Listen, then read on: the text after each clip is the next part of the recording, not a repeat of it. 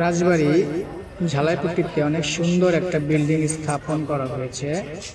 বিল্ডিংটা দেখতে অনেক সুন্দর লাগে। যখন সন্ধ্যা নামে তখন বিল্ডিং এ এমন একটা গ্লেজ আসে যা বলার মতো না। সাদা কালার, আসলে অনেক সুন্দর একটি কালার। আর বিল্ডিং সে তো ভাষায় প্রকাশ করা যায় না।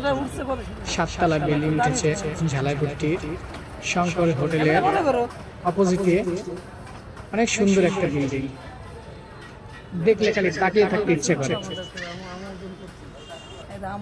আসলে বিল্ডিংটি কেমন লেগেছে আপনাদের কাছে কমেন্ট করে জানাবেন। আমার কাছে বিল্ডিংটা অনেক সুন্দর লেগেছে এবং সুন্দর লাগে।